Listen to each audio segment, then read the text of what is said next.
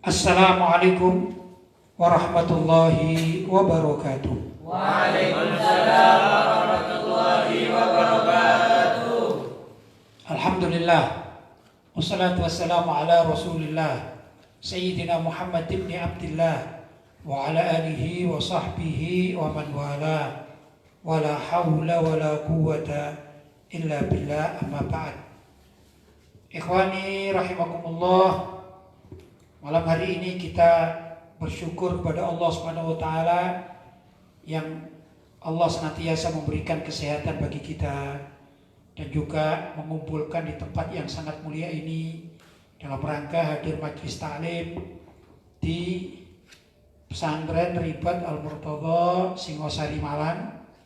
Mudah-mudahan majelis taklim kita ini benar-benar mendapatkan kucuran barokah dari Allah Subhanahu wa taala dan juga kiriman fuyudot, pemberian-pemberian yang banyak serta maghfirah di bulan suci Ramadan dari Allah SWT untuk kita semua.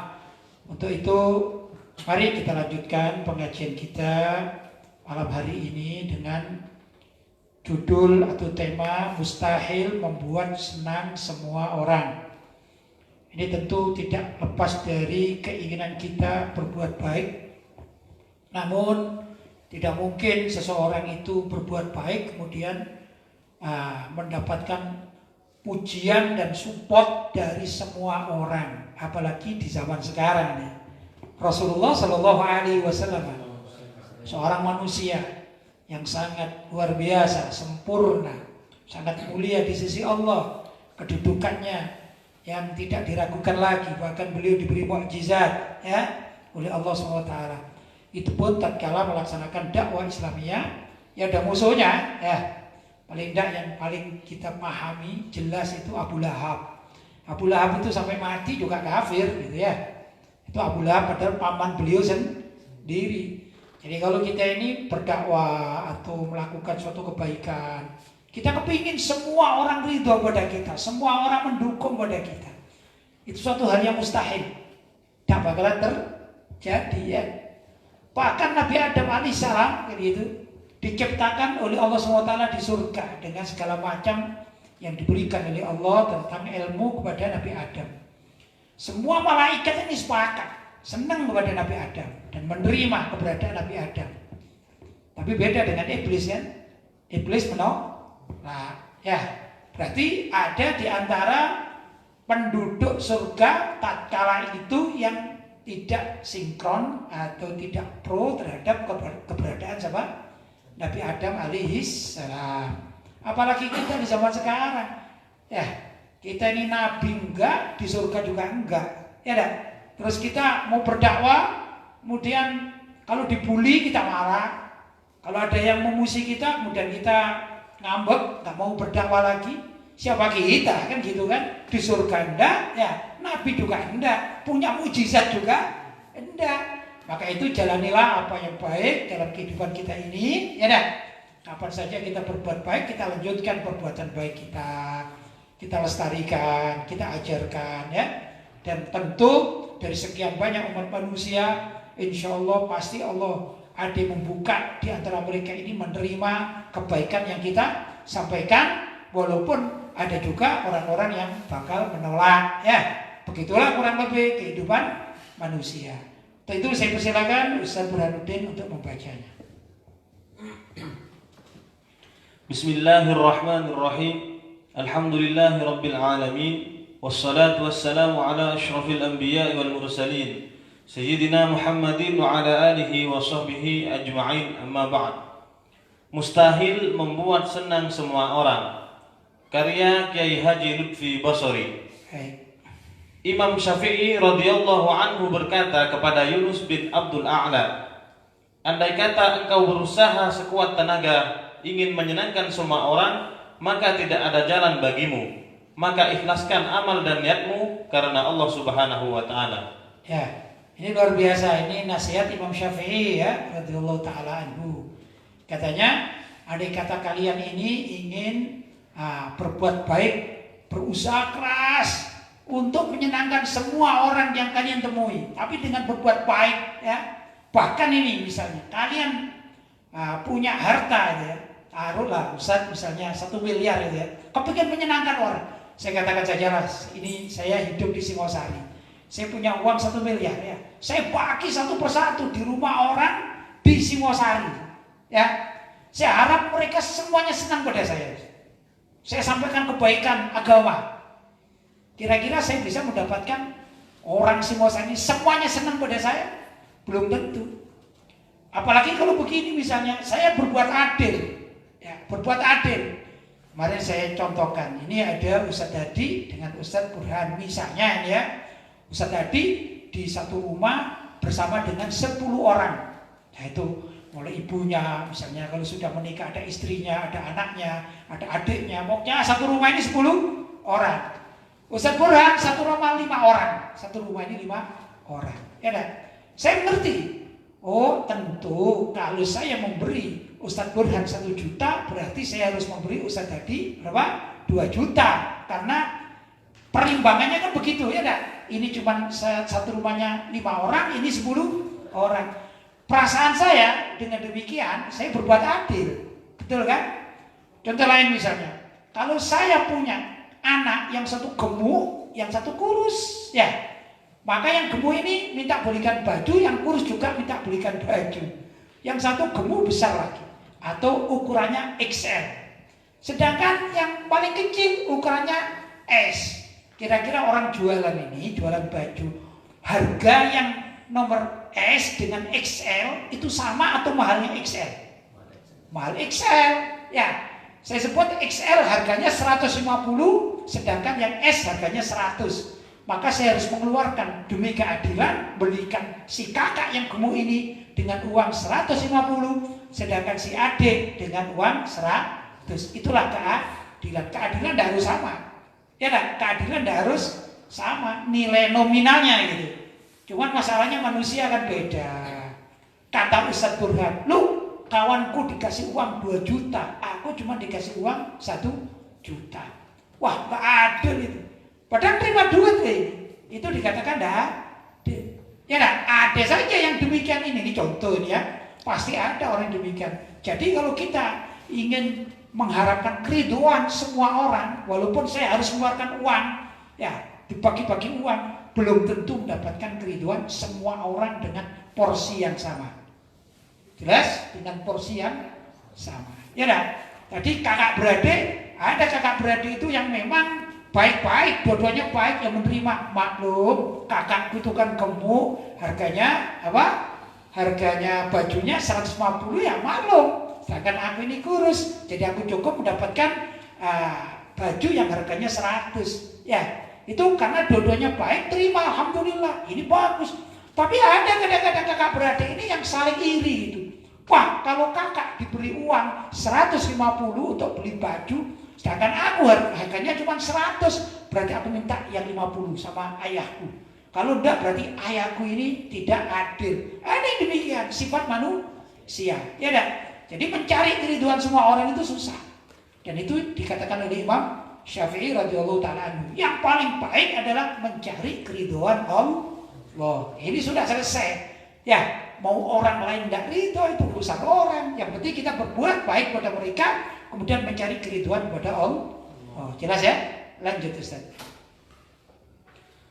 Dengan perkataan itu, Imam Syafi'i telah menunjukkan bahwa mengharap kesenangan dan keridhaan dari semua orang adalah suatu hal yang mustahil untuk diraih. Ya, ada mutiara kata juga dikatakan ridwan nas ghayatun la tudraku. Ridwan nas ghayatun la yudraku ya. Ridwan nas, keridhaan semua orang itu adalah ghayatun, suatu tujuan la tudraku yang tidak mungkin dicapai oleh satu orang ya. Kita mencari keridhaan orang, ridwan nas ghayatun la tudraku.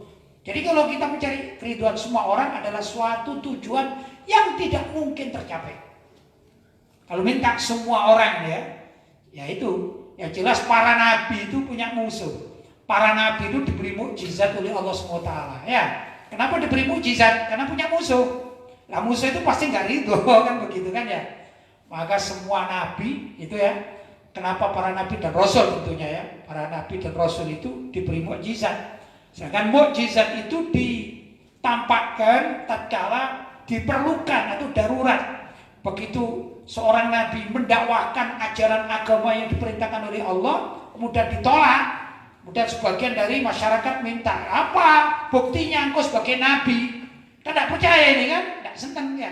Barulah mukjizat itu dikeluarkan. Misalnya aku bisa seperti nabi itu, aku bisa membelah rembulan, kan gitu ya, dan lain sebagainya ya. Dan ada juga Nabi Isa, aku bisa menghidupkan orang yang mati, demikian dan seterusnya. Itu karena ada tantangan ya, ada tantangan dari musuh. Di sini saya tidak bicara tentang mukjizatnya, tapi nabi pun punya musuh, para nabi punya musuh. Bahkan sebagian nabi juga dibunuh oleh musuhnya. Ya dah.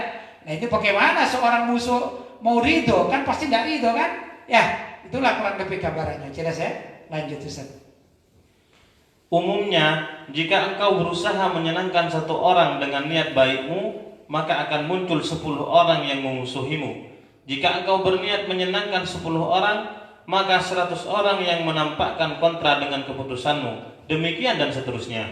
Nah ini ya. Jadi kalau kita ini niat baik kepada satu orang, misalnya saya punya peci, wah peci ini bagus ya, saya senang. Misalnya kebetulan Ustadz Hadi ini pecinya ada lubang, ya saya niat baik, nggak mikir yang lain-lain. Duh kasihan Ustadz Hadi, sudahlah saya kasih peci saya ini Ustadz ada peci bagus Ustadz, niat saya lillahi ta'ala, karena pecinya Ustadz Hadi ini lubang, ya gak enak lah dipandang mata gitu lah. Saya ikhlas kan gitu kan. Saya gak mikir yang lain. Cuma kepingin Ustadz Hadi ini punya peci yang bagus. Ya enggak. Kebetulan saya punya. Dan saya punya 2 atau saya punya 3. Kan berlebihan kan ya. Maka saya kasih ini Ustadz, saya hadiah peci. Kan niat baik saya. Bahkan saya waktu memberi itu gak berpikir apa-apa, kecuali saya bilang insya Allah saya niat ini minta keridhaan dari Allah. Mudah-mudahan Allah menerima itu dalam hati saya. Ya. Tapi yang melihat ini mengatakan, enak itu dikasih, aku udah pernah dikasih, ya dah. Ini bisa 10 orang seperti itu. Padahal nggak ada urusannya sama saya ini. Ya, saya kan cuma hubungan masalah ini lah, contoh. Saya hanya hubungan dengan Ustadz Hadi, bukan Ustadz Hadi datang ke saya gitu ya. Assalamualaikum, waalaikumsalam. Sudahlah urusan biasa saja lah, urusan ngobrol biasa. Cuma saya melihat pecinya Ustadz Hadi itu lubang, gak bagus, saya punya peci 2 atau 3, saya kasih hadiah, kan selesai urusan saya kan ya. Ternyata kalau Ustadz tadi pergi ke kawan-kawannya tanya apa, lo kok baru? Ya alhamdulillah saya dapat dari kiai. Oh kok saya gak dikasih nih, gitu. Ini sifat manusia. Jadi kalau kita memberi 1 orang, biasanya yang iri 10 orang. Kalau misalnya kita bagi 10 orang ini, saya kasih 1. Di luar sana ada 100 orang. Wah itu cuma murid-muridnya saja dikasih. Itu katanya baik hati, begitu dan seterusnya. Saya kasih 1 Singosari ini misalnya, dengan hal yang sama gitu, 1 Malang Raya yang bisa berprotes, ya dah. Begitulah gambarannya, jelas ya. Baik, lanjut Ustaz. Namun, jika engkau tinggalkan semua orang, lantas engkau hanya berusaha menyenangkan Allah Subhanahu wa Ta'ala, yaitu dengan cara beramal dan berjuang. Dengan cara beramal dan berjuang untuk mencari keridhaan-Nya. Niscaya dialah Allah yang akan mencukupi segala urusanmu dan mengabulkan semua harapanmu. Ya, kalau standar saya jadi manusia yang senang pada saya tadi itu sudah. Tapi kalau misalnya saya tidak ngurusi orang mau bicara apa, saya kepingin sedekah sama Ustadz tadi, kepingin aja, seneng aja. Ya, oh ini Ustadz bisa pakai ngaji. Kalau saya memberikan peci, maka pecinya akan dipakai mengaji dan saya akan dapat pahala juga. Kalau Ustaz tadi sholat, peci yang dari saya, gitu ya. Peci dari saya akan dipakai sholat, berarti saya sudah membantu Ustaz tadi yang beribadah kepada Allah. Berarti Allah akan ridho pada saya. Ya, saya gak ada urusan orang ngomong apa, gak ada urusan. Gak peduli saya, gak terpengaruh. Maka Allah lah yang akan mencukupi. Ya, jadi orang lain gak perlu tahu, tapi Allah lah yang akan mencukupi. Begitu Ustaz. Ini bisa terwujud. Kalau tujuan kita seperti itu, ingin ridho dari Allah, bisa terwujud. Tapi kalau tujuan kita mencari keridhaan semua orang, itu suatu hal yang mustahil terwujud. Jelas Ustaz ya? Lanjut. Berjuang menegakkan syariat Islam di NKRI demi mengatur semua lini kehidupan umat yang sesuai dengan aturan Allah dan Rasulnya, serta ijtihad para ulama pasti ada pihak-pihak yang mendukung, seperti para aktivis muslim yang taat syariat dan kontra maksiat.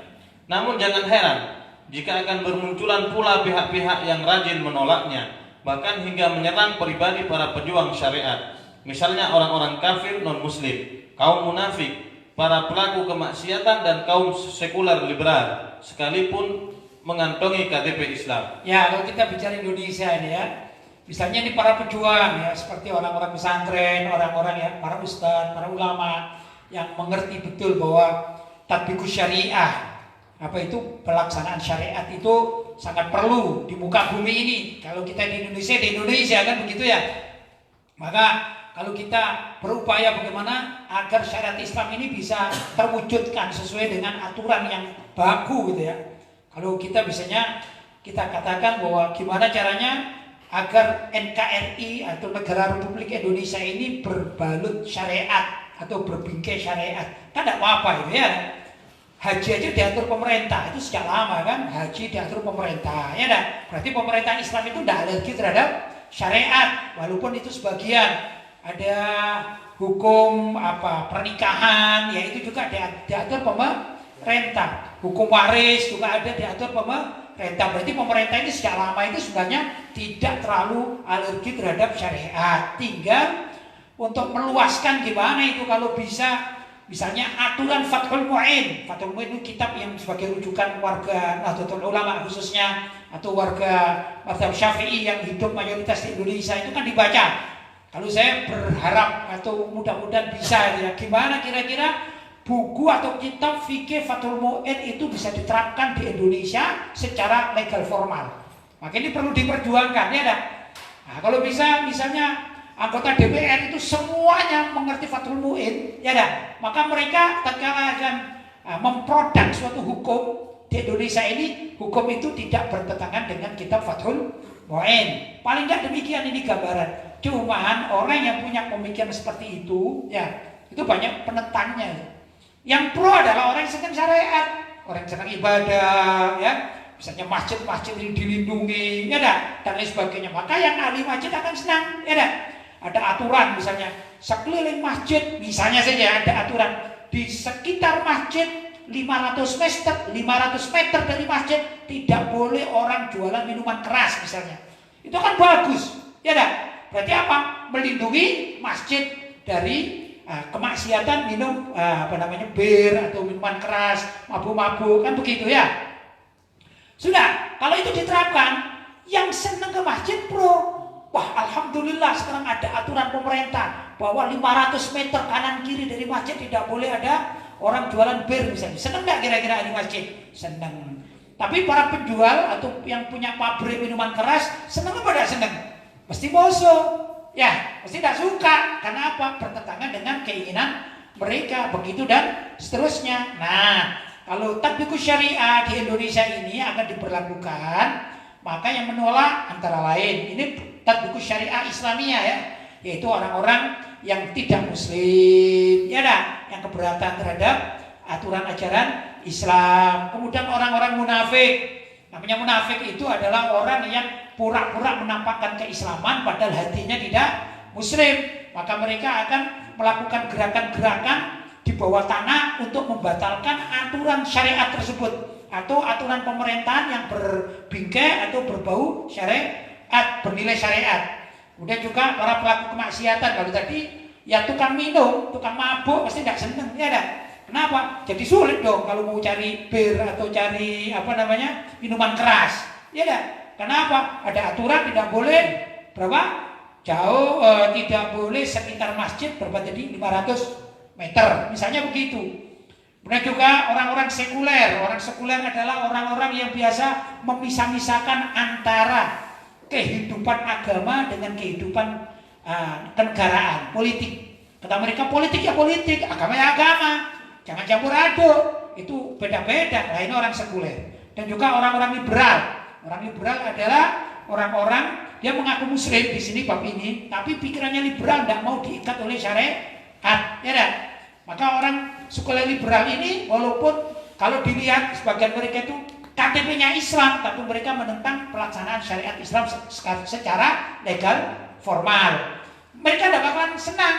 Yang ridho adalah orang-orang yang senang syariat, yang musuh adalah orang-orang yang anti syariat. Begitulah kurang lebih. Lanjut, Ustaz.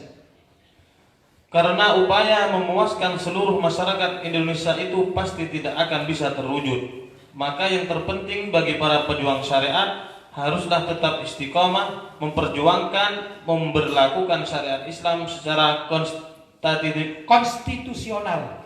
Memberlakukan syariat Islam secara konstitusional di NKRI. Namun disertai dengan hati yang ikhlas dan semata-mata hanya mencari ridha Allah dan Rasulnya. Ya, kalau kita ingin tadi mencari kepuasan atau kesepakatan semua masyarakat Indonesia, mohal terjadi, mustahil terjadi. Tapi kalau kita berjuang, apapun yang kita lakukan, walaupun minimal dengan lisan kita, dengan tulisan kita, syukur-syukur kalau kita bisa memberikan masukan-masukan kepada orang-orang yang mempunyai kekuasaan. Kita minta kepada mereka agar tatbiqus syariah, pelaksanaan syariat di Indonesia ini bisa digaungkan lagi, atau syukur-syukur seperti yang terjadi pada Piagam Jakarta, ya dah, melaksanakan kewajiban melaksanakan syariat bagi pemeluk agamanya, gitu ya. Maka itu yang kita sampaikan, dan kalau mereka mau, alhamdulillah. Tapi kalau mencari keriduan semua orang pasti nggak dapat. Nah, tatkala kita sudah menyampaikan ide-ide kita, ide-ide kreatif kita di dalam membela pelaksanaan syariat Islam, ya sudah, kita minta kerelaan atau keikhlasan dan minta keriduan dari Allah Subhanahu wa taala. Begitu yang penting kita sampaikan. Jangan sampai begini, kita ini paham tapi kita ngomong aja tidak mau. Bicara aja tidak mau bagaimana akan dilaksanakan. Kita mempelajari fikih, misalnya yang fikih di pondok-pondok pesantren, ya, bahkan di ormas-ormas Islam. Kan semua tahu kan, kalau saya tanya Ustaz, ya, di hukum Islam, orang mencuri ya pada nisab tertentu, hukumnya dipenjara atau potong tangan, Ustaz? Coba sih keras, gak keras? Potong tangan. Hukumnya pasti potong tangan. Itu karena Ustadz ini belajar syariat, belajar fikih. Gak ada itu dalam fikihnya itu barang siapa yang mencuri maka penjaralah, gak ada kan? Maka potong tanganlah dengan ketentuan yang sudah dibahas oleh para ulama ahli fikih dalam kitab-kitab mereka, kan gitu kan ya. Nah, kalau misalnya di Indonesia ini nggak ada yang bicara bahwasanya pencuri itu dipotong tangan seperti para koruptor, mestinya dipotong tangan, ya dah, karena mereka adalah pencuri uang negara itu uang rakyat, kan begitu kan? Itu mestinya demikian. Kalau bicara saja nggak mau, entah itu di tempat majelis ilmu, ya dah, nggak mau, sudah. Apalagi di tempat-tempat seperti di DPR, bahkan DPRD, DPR sampai ke pusat misalnya, nggak ada yang bicara. Terus kapan melaksanakan apa yang dipelajari dalam pondok-pondok pesantren tersebut? Ya dah. Karena ini yang sering terjadi. Kita membacanya bahkan kita hatam kadang-kadang. Kitab yang tebal seperti Fathul Mu'in itu kita hatam, tapi mengerjakannya nggak pernah. Gimana itu? Kan nggak cocok, ya dah. Nah ya ikhwan, karena itulah saya katakan perjuangan kita umat Islam untuk tatbiqus syariah ini perlu digaungkan terus agar kita mendapatkan hak kita sebagai umat Islam secara konstitusional, ya, hak politik umat Islam. Begitu Ustaz. Caranya gimana? Kalau saya bisanya bicara, menulis, ya begitu. Nah, saya bukan pejabat, saya juga bukan anggota DPR, bukan pejabat pemerintahan, jadi ya bisanya begitu. Mudah-mudahan dengan demikian ada kawan-kawan kita yang menjabat di DPR, di MPR, atau di lain-lain yang punya jalur kepemerintahan. Ada juga saudara-saudara kita yang jadi menteri yang pernah mengaji kitab fikih, ya enggak? Paling tidak yang bermadzhab Imam Syafi'i atau imam-imam lain ya, yang mengatakan misalnya potong tangan itu wajib. Nah, jangan sampai koruptor-koruptor itu baru 1 tahun sudah dibebaskan, Ustaz. Ya, penjara dan menyelesaikan masalah itu, kan gitu kan? Coba diterapkan syariat Islam. Misalnya, tangkap aja 10 koruptor, potong tangan, kira-kira insya Allah tahun berikutnya nggak ada koruptor. Ya dah, begitu. Tapi kan nggak pernah diperlakukan ini. Padahal sudah jelas ini. Pelakunya muslim kadang-kadang ini. Pelakunya muslim, hakimnya muslim. Ya dah, yang menjebloskan penjara juga muslim. Tapi tidak melaksanakan syariat. Akhirnya apa? Ya kitabnya saja dibaca, tapi tidak pernah dipraktekkan. Sayang kan? Kita berharap mudah-mudahan Indonesia ini suatu saat menjadi Indonesia yang NKRI bersyariat. Itu harapan kita, karena kita mempelajarinya, mudah-mudahan kita bisa mengamalkannya secara legal formal. Jelas Ustaz ya? Ada lanjutannya? Sudah selesai ya? Titik. Alhamdulillah. Baik. Untuk berikutnya saya persilakan Ustaz Dadi, kalau ada pertanyaan-pertanyaan sudah masuk, monggo. Alhamdulillah, Kiai, ini sudah ada beberapa pertanyaan yang masuk malam hari ini. Pertanyaan pertama dari hamba Allah dari Kota Malang. Baik. Assalamualaikum warahmatullahi wabarakatuh. Waalaikumsalam warahmatullahi wabarakatuh. Kiai mau tanya, maksud dari hadis berikut ini bagaimana? Nabi SAW bersabda, Ij'alu akhira salatikum bil-laili witron. Yang artinya, jadikanlah akhir salat kalian di malam hari dengan salat witir. Hadis riwayat Imam Bukhari Muslim. Baik, itu hadis yang berlaku umum. Ya, hadis am. Tapi ada juga hadis yang khos. Apa itu? Yaitu wasiat Nabi kepada Sayyidina Abu Hurairah radhiyallahu taala anhu. Kata Sayyidina Abu Hurairah radhiyallahu taala anhu, beliau mengatakan, "Ausani khalili," berwasiat kepadaku khalili, maksudnya sahabatku yaitu Nabi Muhammad sallallahu alaihi wasallam. An utira qabla an anam. An utira, agar aku ini berwitir sebelum tidur. Ya. Nah, ini wasiat khusus pada Sayyidina Abu Hurairah radhiyallahu taala anhu. Tadi yang tadi dikatakan ij'alu akhir salatikum bil-lail witron. Jadikan sholat malammu pada akhir itu adalah sholat witir. Jadi gambarnya begini. Kalau ada orang sudah terbiasa bisa bangun malam, ya, bangun malam sholatul lail, gitu ya. Memang dia kan ada kan orang yang aktif, orang yang memang istiqomah, gitu kan. Maka hendaklah nanti sholat penutupan, misalnya pertama sholat isya, gitu ya. Kita tidak bicara Ramadan ya, yang enak tidak bicara Ramadan, lebih mudah dia menerangkannya. Misalnya ini ya, habis sholat isya, kemudian sholat sunnah, ba'diyatan isya, sudah selesai. Kemudian pergi istirahat, mengaji, apalah, sudah ya. Kemudian sebut saja jam 10 tidur. Jadi jam 10 tidur. Sudah, ternyata alhamdulillah dia sudah terbiasa jam 3 bangun untuk sholat tahajud. Sebut sholat tahajud 2 rakaat atau 4 rakaat. Misalnya, ya enggak? Capek dia, sudah capek, ingin tidur lagi. Sudah, nah sebelum tidur, kan tadi sholat tahajud kan, ya sebelum tidur hendaklah dia sholat witir. Sudah menjelang tarhim, ya menjelang tarhim. Kalau Ramadan menjelang imsak gitu ya. Assalatu wassalamu alaik. Atau waktu itu maka dia hendaklah sholat 2 rakaat pertama, niat sholat witir, kemudian ditutup dengan sholat 1 rakaat witir. Itu namanya jadikan akhir malammu itu sholat witir. Kalau kamu bisa bangun. Tapi kalau kamu udah bisa bangun, ya namanya orang kan banyak itu. Ya malas kadang-kadang, ya asik, mending nonton bola daripada sholat. Nah, ya dah. Kan ada begitu kan, wah ini Piala Dunia ini, ya. Wah ada siapa namanya? Ada pemain bola yang hebat itu siapa? Messi misalnya, ada siapa lagi itu? Ronaldo gitu ya misalnya. Wah ini jago-jago, wah asik dia. Ya, lah daripada ndak sholat apa tadi? Habis tidur itu apa nih? Sholat tahajud ndak sholat, witir juga. Katanya sayang nanti kalau saya sholat nanti sana gol gimana gitu ya. Kalau gitu dia memang agak malas, mending gitu loh. Habis sholat isya, kemudian sholat sunnah ba'diyatan isya, mau ngambil berapa misalnya? Mau ngambil 4 rakaat. Nah ditutup dengan sholat witir. Gitu, jadi misalnya 2 rakaat ba'diyatan isya, 2 rakaat ba'diyatan isya, 4 rakaat. Ditambah 2 rakaat witir, jadi 6 kan? Ditutup 1. Habis itu tidur.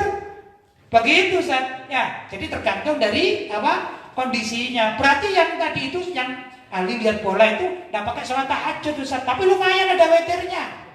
Gitu loh maksudnya, jelas ya. Jadi tidak bertentangan ini hadisnya, tidak bertentangan. Tergantung dari masing-masing. Kalau kita misalnya, kalau kita Ramadan gimana Ustaz?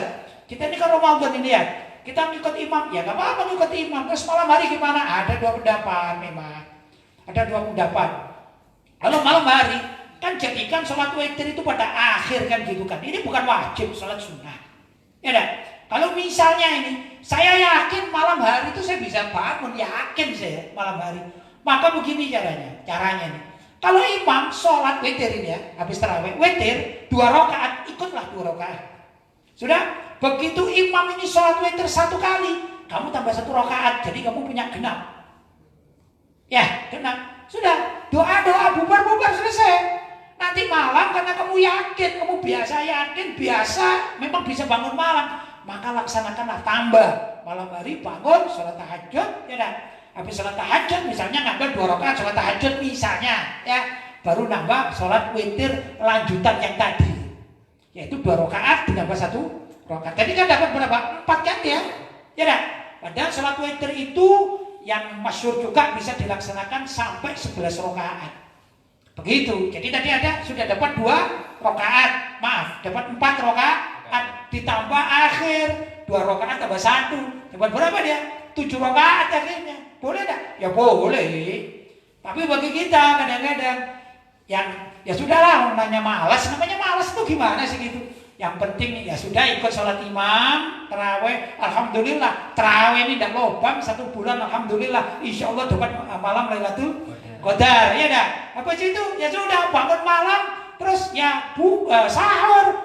Habis sahur, kalau ada kesempatan tidur lagi, umumnya begitu, ya dah. Sambil nunggu azan subuh. Gimana? Ya baik saja lah.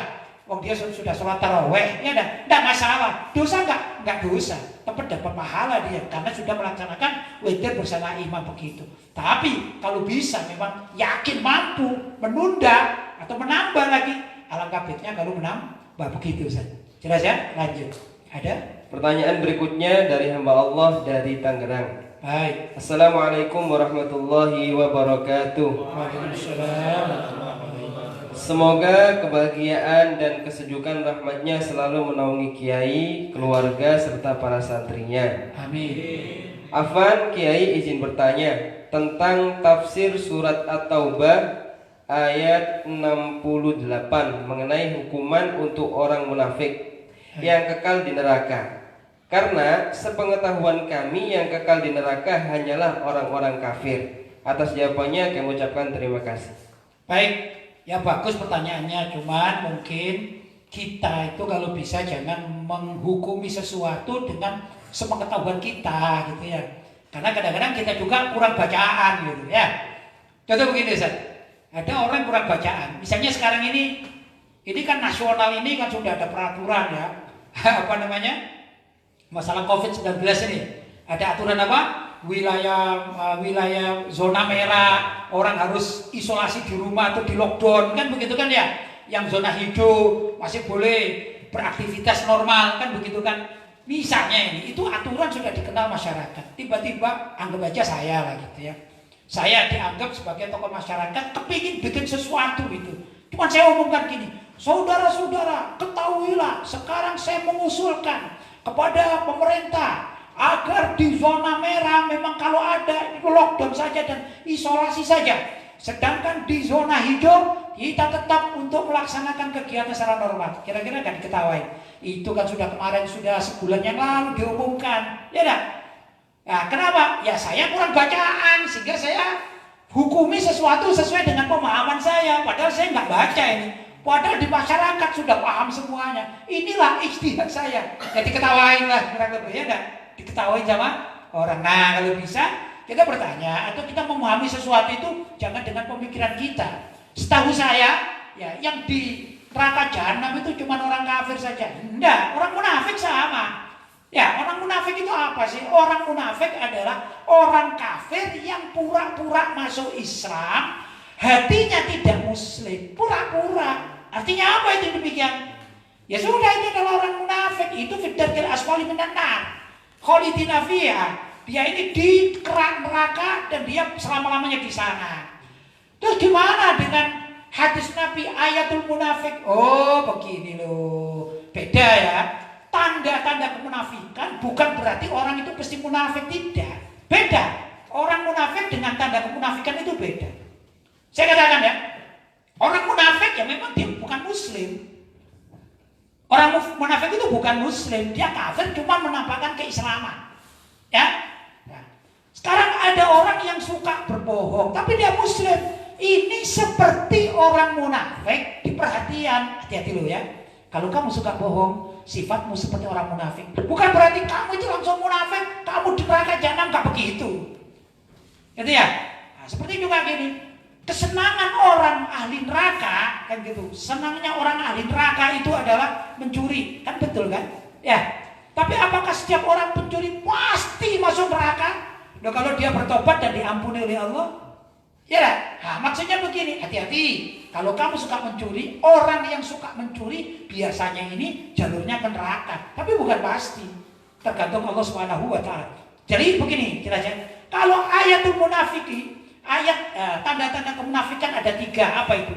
Idza hadatsa kadzaba. Kalau dia ini berbicara suka berbohong, ya. Padahal orang Islam banyak berbohong kan? Banyak orang Islam berbohong itu ya. Tak berbohong kepada orang tuanya, ya, berbohong kepada anaknya, berbohong kepada istrinya, berbohong kepada teman-temannya, kan gitu kan? Takut ketahuan. Misalnya begini Ustaz, misalnya Ustaz ya. Saya nggak tahu ini kan minuman punya saya. Pas saya nengok ke sana sama Ustaz diminum.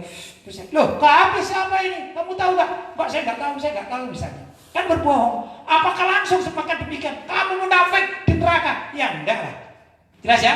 Itu tanda-tanda hati-hati. Kalau hati-hati tadi ya, yang minum ini dan minta maaf, hati-hati loh ya, punya sifat kemunafikan loh, itu sifat namanya. Jelas ya? Tapi orang munafik itu adalah orang yang akan menempati neraka jahanam. Ya, selama-lamanya khalidina fiha, karena dia bukan muslim. Jelas? Begitu Ustaz. Ini dalam ayat innal munafiqina fid darkil asfali minan nar wa lan tajid lahum nasira. Ya. Wa lan tajid lahum nasira. Innal munafiqina fid darkil asfali minan nasi wa lan tajid lahum nasira. Sesungguhnya orang-orang munafik itu ini munafik yang hakikatan sesuai dengan apa? Definisi munafik tadi itu ya. Pada tingkatan yang paling bawah dari neraka. Dan kalian sekali-kali tidak akan mendapatkan seorang penolong baginya. Tidak bisa. Kalian tolong orang munafik tidak bisa. Itu munafik yang asli. Seperti kafir yang asli itu begini, munafik yang asli begini. Sesuai dengan definisinya. Apa orang munafik? Yaitu orang yang pura-pura masuk Islam. Bukan pura-pura dia. Yukhadi'una Allah walladzina amanu wa ma yakhda'una illa anfusahum wa ma yash'urun. Orang munafik itu mereka hendak menipu Allah, pura-pura masuk Islam menipu Allah dan menipu orang-orang yang beriman. Padahal mereka hanya menipu dirinya sendiri, sedang mereka tidak sadar. Pura-pura kan menipu. Ya dah. Mudzabdzabina baina dzalika la ilaha ula'i wa la ilaha ula'i. Wa man yudlillah falan tajid lahu sabila. Mereka orang-orang munafik itu dalam ayat ini dikatakan mereka dalam keadaan ragu-ragu, ya, mudzabdzabin, ragu-ragu. Dia tidak masuk golongan ini, golongan muslim tidak masuk, golongan kafir tidak masuk. Ya, maksudnya begini, zaman dulu itu orang munafik itu kalau ketemu golongan Islam mengatakan, aku ini Islam sepertimu. Ya, tapi kalau ketemu golongan mereka, kamu jangan marah sama aku cuma menipu mereka supaya aku selamat, dan kalau mereka punya rahasia nanti tak ungkap kepada kamu, hei kawan-kawan orang-orang kafir Quraisy. Jadi hakikatnya hatinya dengan orang kafir Quraisy cuma pura-pura masuk Islam. Kalau ada rahasia, misalnya Nabi membuat satu aturan ya, akan membuat satu kekuatan, junud pasukan ya, maka orang munafik mengintai.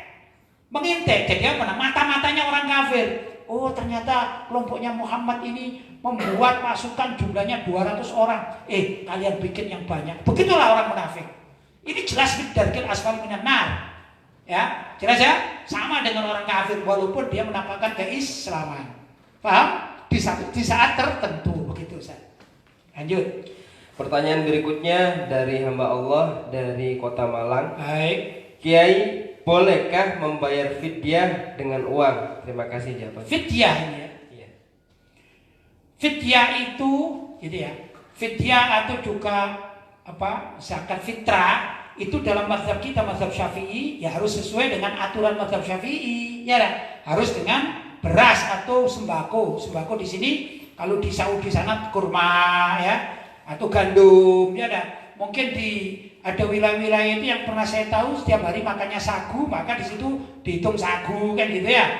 Kalau kita di Jawa sini lah, paling tidak orang Indonesia makannya beras, kan begitu ya. Ya harus beras, itu mazhab kita yang harus kita pegang.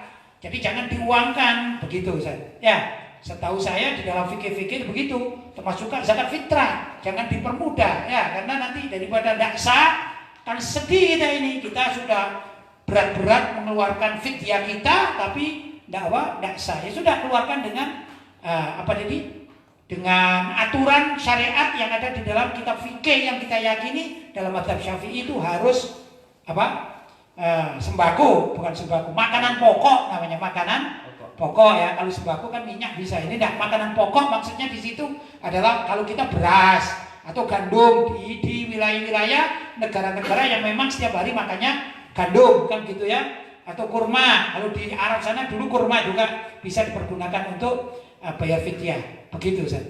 Baik, lanjut. Pertanyaan berikutnya dari hamba Allah. Assalamualaikum warahmatullahi wabarakatuh. Waalaikumsalam warahmatullahi wabarakatuh. Pak Kiai yang saya hormati, saya mau nanya Pak Kiai, begini, apakah setelah sholat jamaah Jumat ada sholat duhur? Karena ada teman saya yang melaksanakannya. Jika ada, berarti saya seumur hidup belum pernah melakukannya. Demikian matur nuwun Pak Kiai. Begini ya, sholat Jumat itu kan wajib berjamaah. Kalau menurut mazhab Syafi'i dan mazhab yang paling masyhur di kalangan para ulama, mazhab-mazhab yang lain itu yang paling masyhur adalah harus ada jamaah 40 orang. Sudah, jadi masjid itu kalau penuh dan lebih dari 40 orang ya sudah selesai, ya dah. Syah syaratnya ini sudah terpenuhi. Nah, ada sebagian masjid ya, makan masjid yang jamaahnya ini nggak cukup. Mungkin di perumahan, mungkin nggak cukup, ya enggak. Maka secara ikhtiyaton dia tetap melaksanakan sholat berjamaah Jumat atau Jumatan kata orang Jawa. Kemudian i'adatus sholat adzuhur, harus mengulang sholat zuhur, ya enggak. Jadi bukan di semua kalangan, tidak.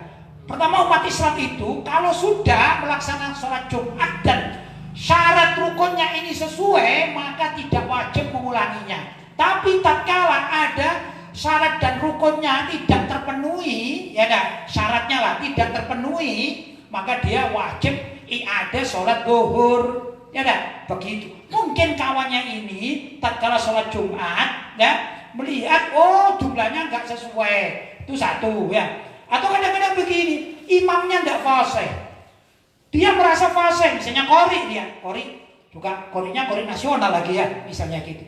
Suatu saat sholat di suatu masjid, ternyata imamnya ini, kemarin dikatakan sedikit cader, pelat cader ya, misalnya bacanya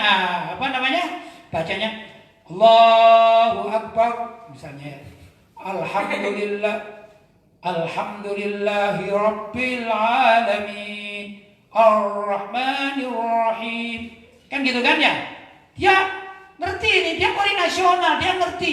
Waduh, imamnya ini tidak fasih, perasaan dia ini batal ya, gak pas ini. Karena orang yang mukre, orang yang alim dalam qiraah itu tidak boleh bermakmum kepada orang yang kurang mengerti dalam qiraah Al-Quran gitu ya, gitu. Dia ragu. Nah, setelah sholat Jumat bersama masyarakat, nah, maka dia boleh, bahkan dianjurkan untuk i'adatus sholat zuhur lagi. Jadi nggak semuanya, nggak langsung asal kok temanku ini nggak begitu. Ditanya dulu temannya, kenapa kamu kok mengulangi lagi sholat zuhur, ya kan? Kalau memang ternyata bener kondisinya semacam itu, ya bener nih temennya, gitu loh. Sedangkan orang tadi nggak wajib, penanya nggak wajib kalau memang jamaahnya ini sudah sempurna, begitu Ustaz. Ya, seperti juga saat sekarang ini kita di beberapa daerah kan di lockdown. Ya, ada sebagian masjid tetap melaksanakan sholat Jumat, tapi pun itu banyak nggak sempurna. Ya, banyak nggak sempurna karena masyarakatnya takut. Ya nggak apa-apa. Loh kok takut kepada corona, nggak takut kepada Allah? Nah begitulah. Kita saja kalau ada macan, kita juga lari kan? Ya dah. Apa berarti nggak takut? Ini kamu takut pada macan, nggak takut kepada Allah. Ya sudah, kalau kamu ikhlas masuk aja kandang macan gitu. Mungkin begitulah maksudnya takut ya. Kadang sama hantu aja kita takut, betul? Kalau kita sendirian gitu, kemudian ada hantu pocong misalnya, atau hantu apa saja, takut kita lari, tidak? Ya itu bukan, oh berarti kamu takut sama setan, kamu kafir, kamu nggak takut sama Allah, tidak begitulah. Takut macam-macam, tidak? Khauf itu macam-macam bentuknya. Ringkas cerita, saya tidak bicara itu ya. Tapi misalnya di zona mewah, masjidnya nggak sempurna, ya, karena masyarakatnya nggak ada yang datang, misalnya, memang biasanya di 100, cuma yang datang cuma 30, tetap melaksanakan sholat Jumat, cuma kan 30, syaratnya belum terpenuhi 40, maka hendaklah semua ini setelah melaksanakan sholat Jumat dengan 30 orang jamaah, ya dah, maka hendaklah dia sholat zuhur, ya, atau mungkin begini, ada orang yang merasa takut dengan corona ini, nggak apa-apa, boleh kok takut dengan corona itu boleh, ya. Dan itu syar'i juga, maka melockdown dirinya atau mengisolasi dirinya di rumah. Seperti kita ini, kita melaksanakan sholat di sini, sholat Jumat, ya kan? Syaratnya nggak terpenuhi. Apa? Kita bukan masjid. Kemudian jamaahnya cuma 20 orang. Sah nggak? Menurut mazhab qaul Imam Syafi'i Al-Qadim sah. Tapi kita ihtiyatan, ya dah. Nah, kita setelah sholat Jumat selesai, assalamualaikum, kemudian kita sholat zuhur. Jadi lihat kondisinya, orang ada mengulang dengan sholat zuhur tergantung kondisinya. Tidak semuanya langsung, oh berarti saya belum pernah mulai seumur hidup, tidak begitu. Jelas ya? Nah, mudah-mudahan keterangan ini sudah didengarkan oleh penanya ya. Jadi nggak usah khawatir, tapi tanya dulu masyarakatnya bagaimana, begitu ya. Tanya pada ustadz-ustadz yang sekitar situlah. Oh, sholat saya di masjid ini sudah sempurna ya, alhamdulillah. Saya pun kalau tidak ada lockdown ini tidak pernah habis sholat Jumat ya nggak sholat zuhur, saya sah. Saya lakukan sah. Kadang saya ngimami, saya tahu persis jumlah masyarakatnya berapa, ya dah. Oh banyak. Saya nggak pernah. Ya ada tuh sholat, kemudian sholat zuhur lagi. Karena sudah sah sesuai dengan syarat dan rukunnya, begitu Ustaz. Jelas? Lanjut. Pertanyaan berikutnya dari hamba Allah. Baik. Mau tanya Kiai, kakak saya kan sudah meninggal 2 bulan yang lalu. Waktu sakit dia bilang ingin melaksanakan akikoh untuk dirinya sendiri. Apa boleh kita melaksanakan dengan harta kakak yang ada? Terus sisa harta apa boleh saya sedekahkan ke masjid, pondok dan panti asuhan? Baik, pertama ini sang kakak belum mengakekahi, belum diakekahi oleh orang tuanya tatkala bayi, gitu ya. Tatkala balita dulu belum diakekahi, dia sadar, ya dah. Saya kepingin mengakekahi diri saya sendiri, saya punya uang, alhamdulillah. Belum melaksanakan akekah, keburu wafat, gitu ya. Gampangnya boleh. Maka ahli waris hendaklah bijaksana ya, karena bagaimanapun juga ini harta ini kan asalnya milik mayit kan, milik jenazah. Maka dikeluarkan sesuai dengan kepentingan jenazah tersebut. Bila mana jenazah itu punya hutang ya disalurkan dari uangnya. Kalau ini bukan hutang pada masyarakat, ini dalam kutip hutang pada Allah ini ya, untuk melaksanakan akikah, maka adalah diambilkan dari uang milik jenazah itu untuk mengakikahi si jenazah. Agar apa? Agar amal ibadah si jenazah ini bisa bermanfaat bagi si jenazah sendiri di akhirat. Kan begitu, ya kan? Karena akikah ini tergantung dengan penggunaan amal ibadah bagi pelakunya. Kalau belum diakikahi, sulit untuk dimanfaatkan. Jadi orang itu al-mauludu murtahanun bi akikotihi, gitu ya. Kurang lebih begitu. Setiap kelahiran itu tergadaikan dengan akikohnya. Jadi kalau ada orang sudah beramal ibadah buahnya, itu ibarat orang punya mobil. Saya misalnya punya mobil, apa yang harganya 300 misalnya ya, sebut saja Innova, ya, Innova baru 350 misalnya ini ya. Saya beli, satu hari saya bawa pulang, tapi saya bagaimana ya, perlu uang, saya gadekan saja lah misalnya. Misalnya Ustadz ini pegawai pegadaian, Ustadz saya menggadekan uang saya ini 100 juta Ustadz misalnya, dipinjam uang 100 juta. Ini saya tidak bicara halal haram ya, cuman praktek saja ya. Ya baik, sudah saya dapat uang 100 juta, mobilnya dibawa sama Ustaz, pegang Ustaz mobilnya Ustaz. Saya pemilik mobil ini kan, surat atas nama saya loh ini, surat STNK, BPKB atas nama saya. Tapi saya sekarang pegang uang, pinjam kepada pegadaian, ya saya bawa uangnya. Kira-kira boleh nggak saya pakai sama pegawai pegadaian ini? Boleh nggak? Saya pakai pergi mobil saya? Boleh enggak? Ya udah boleh, saya belum bayar kok, kan gitu kan? enggak? Jadi begitu. Jadi apa? Jadi kalaupun itu milik kita, kita tidak bisa memanfaatkan mobil yang ada di kantor Pegadaian sebelum kita tebus. Paham? Demikian juga seseorang yang lahir itu murtahanun bi aqiqatihi atau marhunun bi aqiqatihi, tergadaikan dengan akikahnya. Kalau kita punya amal ibadah jumlahnya 100.000 misalnya, ya begitu kita mati mau kita sodorkan pada Allah, ya Allah, saya alhamdulillah punya punya amal ibadah ini 100.000 ya Allah gitu. Ditanya oleh malaikat, sudah kamu tebus enggak? Tebus apa gitu? Nah itu kamu belum akikah gitu ya. Makanya kita tetap disunahkan walaupun kita sudah tua, kalau memang kata orang tua kita belum diakikahi, ya kita tetap sunnah mengakikahi kita sendiri. Bahkan kalau orang tua kita dengar belum diakikahi, maka kita kalau punya uang kita sunnah mengakikahi orang tua kita. Juga anak pokoknya menjadi ahli warisnya lah ya, sampai ke atas. Begitu caranya. Nah, sehubungan ini belum akikah dan dia niat, maka hendaklah ahli waris mengeluarkan uang dari milik si jenazah itu untuk mengakikahi si jenazah dahulu. Setelah itu baru harta sisanya itu bukan langsung disalurkan ke masjid atau panti atau ke pesantren, tidak begitu. Ya enggak? Dilihat dulu jenazahnya ini punya ahli waris enggak? Kalau punya ahli waris maka wajib dibagi hartanya. Ahli waris itu kan ayah saudara, ayah dulu ya, ayah ke atas itu ya. Dan ibu juga ya. Ibu dapat kan istri, ada istrinya enggak? Ini kan disebutkan ya. Anaknya, kalau tidak ada saudaranya ada enggak? Ini termasuk ahli waris yang sudah diatur dalam kitab faraid atau fikih. Nah, kalau semua ahli waris ini sepakat mesti kasihan itu mayat itu kasihan tidak banyak amal ibadah, uangnya juga tidak banyak, cuma 10 juta. Gimana kalau kita ahli waris semua ini bersepakat untuk menyerahkan pesantren atau apa, sesuai sepakatan semua ahli waris baru boleh diletakkan di masjid atau di pesantren atau panti asuhan begitu. Jadi harta dari mayat wajib dibagi waris. Jelas ya?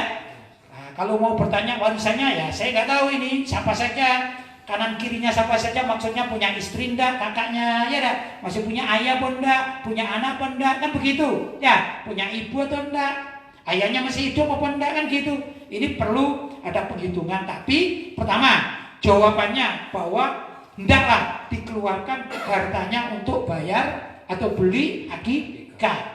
Itu juga tidak disebutkan kakaknya laki atau perempuan ya. Kalau kakak laki berapa akikahnya? 2 ekor kambing. Nah, kalau kakaknya perempuan berapa? 1 ekor kambing dengan syarat yang bisa disembelih seperti pada saat Idul Adha, korban itu syarat-syaratnya. Sudah selesai? Baik. Masih ada? Sudah selesai. Alhamdulillah sudah selesai. Mudah-mudahan apa yang saya terangkan ada manfaatnya. Mudah-mudahan kita semua malam hari ini diberi keberkahan oleh Allah SWT, ditambah ilmunya kita semuanya ya. Dan mudah-mudahan apa yang kita lakukan menjadikan termasuk ghufranul dzunub, yaitu pengampunan dosa dari Allah SWT. Barangkali itu yang dapat saya sampaikan. Hadza ma aqulu lakum wal afu minkum. Wassalamualaikum warahmatullahi wabarakatuh. Waalaikumsalam warahmatullahi wabarakatuh.